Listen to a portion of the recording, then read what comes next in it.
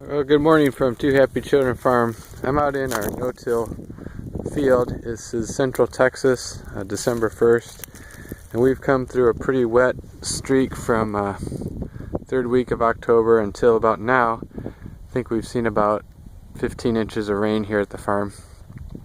So this no-till has had a chance to start breaking down. Our average high in December is 65 degrees, so the micros are continuously working on this corn stalk residue. But I think you'll notice that a lot of it's disappeared since my last video. It's getting less coverage, but still we're probably at 80% or so. You still see old corn stalks, old corn cobs. Over here, since we didn't till it, you'll see some ears that dropped out of the combine, and they've had enough moisture to germinate. And you'll see a few more green spots there. But what you won't see is a lot of weeds, especially in this area of the farm. We're entering winter, so we always have winter annuals growing here in Texas, including ryegrass, other things, especially henbit is our worst one that affects a lot of the local fields. And I think since I haven't disturbed this field, last year was its first year in no-till, and you can see I've done a little inline subsoiling. Largely the surface is undisturbed, so I don't see any henbit cracking through. Disturbing the surfaces is what causes the seeds to come up and ability to germinate.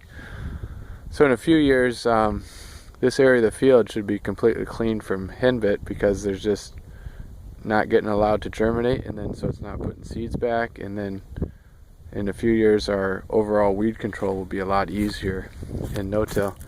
I'm going to show you a field right next to me. This is where I planted my summer sweet corn, and I did use conventional tillage. And so to control weeds, I was in there tilling, and my last tillage was done in October, right before it started to rain. And you can see that field is just a blanket of henbit. And so just to contrast that between the field that's been tilled, trying to use tillage for weed control, versus our no-till field, where we're not doing any tillage for weed control, it's just a night and day difference.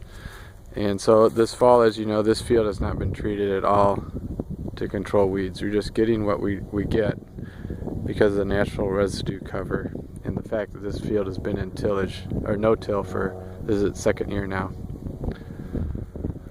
I do still have some issues farther out in the field where there has been some henbit escapes. It's not perfect, but again, compared to this field up here, it's a lot less henbit pressure. So I'll be able to get that under control probably in 4 or 5 weeks once we get some drying time. Get that henbit killed off and before it can go to seed. And then in the coming years, it'll be another weed I don't have to worry about overwintering here at the farm. So the update from Two Happy Children Farm, looking at our no-till field, watching residue decay, and then checking out the field above us where we did full tillage and how it does not show any sign of weed control. It's just really out of control right now. Thank you.